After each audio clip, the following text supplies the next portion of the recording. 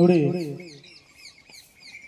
ಎಲ್ರಿಗೂ ಯೇಸು ಕ್ರಿಸ್ತನ ನಾಮದಲ್ಲಿ ವಂದಿಸ್ತೇನೆ. ನಿಮಗೆಲ್ಲ ಯೇಸುವಿನ ಪ್ರೀತಿನ ಹೇಳಿಕೋಸ್ಕರ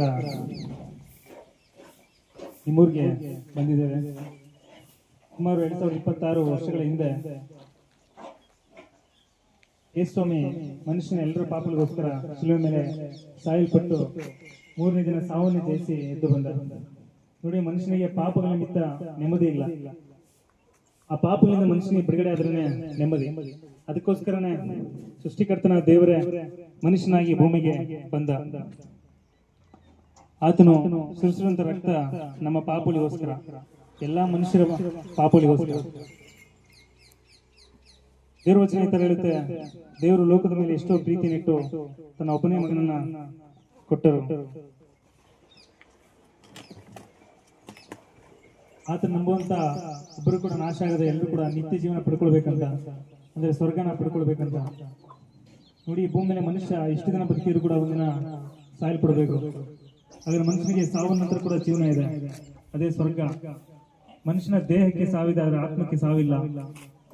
ಆ ಆತ್ಮ ನಿತ್ಯ ಸ್ವರ್ಗನ ಪಡ್ಕೊಳ್ಬೇಕು ಅಂದ್ರೆ ಈ ಭೂಮಿ ಮೇಲೆ ಯೇಸುವಿನ ನಂಬಬೇಕು.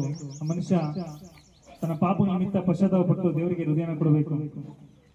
ದೇವ್ರು ನಿಮ್ಮ ಹತ್ರ ಮಾತಾಡ್ತಿದ್ದಾರೆ, ದೇವ್ರು ನಿಮಗೋಸ್ಕರ ನಿಮ್ಮ ಮಾತುಗಳನ್ನ ಹೇಳ್ತಿದ್ದಾರೆ. ದೇವರ ಪ್ರೀತಿನ ತಿಳ್ಕೊಳ್ಳಿ. ಹೆಚ್ಚು ಕಡಿಮೆ ಏನೂ ಇಲ್ಲ, ಎಲ್ಲರೂ ಪಾಪ ಮಾಡಿ ದೇವರ ಮಹಿಮೆನ ಹೊಂದೇ ಹೋಗಿದ್ದಾರೆ ಅಂತ ವಚನ ಹೇಳುತ್ತೆ. ಹಾಗಾದ್ರೆ ನೀತಿವಂತರು ಅಂತ ಮನುಷ್ಯ ಅನ್ಸ್ಕೊಳ್ಬೇಕಂದ್ರೆ ಯೇಸುವನ್ನು ನಂಬುವುದು ಅವಶ್ಯಕತೆ ಇದೆ ಅಂತ ವಚನ ಹೇಳುತ್ತೆ, ದೇವರ ವಚನ. ದೇವರ ಮಕ್ಕಳೇ, ಈ ಸತ್ಯನ ನಾವು ತಿಳ್ಕೊಂಡು ನೀವು ಕೂಡ ಹೇಳ್ತಾ ಇದ್ದೇವೆ. ದೇವರ ವಾಕ್ಯ ಹೇಳಿದೆ, ನೀವು ಸರ್ವೋಪಯೋಗಿ ಸುವಾರ್ತೆನ ಸಾರ್ರಿ, ನಂಬಿ ದೀಕ್ಷಾನ ಮಾಡಿಸ್ಕೊಳ್ಳೋರು ರಕ್ಷಣೆವಂತಾರೆ, ನಂಬೋರು ನಂಬದೇ ಇರೋರು ದಂಡನೆ ಗುರಿ ಆಗ್ತಾರಂತ. ಯಾರು ಯೇಸುವನ್ನು ನಂಬ್ತಾರೋ ಅವ್ರು ರಕ್ಷಲ್ಪಟ್ಟು ಇಲ್ಲೂ ಕೂಡ ನೆಮ್ಮದಿಯ ಜೀವನ ಮತ್ತು ಸಾವು ನಂತರ ಕೂಡ ಸ್ವರ್ಗನ ಪಡ್ಕೊಳ್ತಾರೆ. ದೇವ್ರು ನಿಮ್ಮನ್ನ ಪ್ರೀತಿ ಮಾಡ್ತಿದ್ದಾರೆ. ದಯವಿಟ್ಟು ಈ ಮಾತುಗಳು ನಿಮ್ಮ ಹತ್ರ ದೇವ್ರು ಮಾತಾಡ್ತಿದ್ದಾರೆ.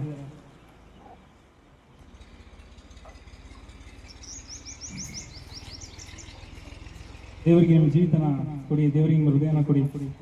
ಯಾವ ಕಷ್ಟದಲ್ಲಿದ್ರು, ಯಾವ ಸಮಸ್ಯೆಯಲ್ಲಿದ್ರು, ಯಾವ ಪಾದಲ್ಲಿದ್ರು ಯೇಸು ಹತ್ರ ಬಿಡುಗಡೆ ಇದೆ. ಆತನು ನೆಮ್ಮದಿನ ಕೊಡುವಂತ ದೇವರು. ವಚನ ಹೇಳುತ್ತೆ, ಎಲೆ ಕಷ್ಟಪಡುವವರೇ ಹೊರತವ್ರೆ ನೀವೆಲ್ಲ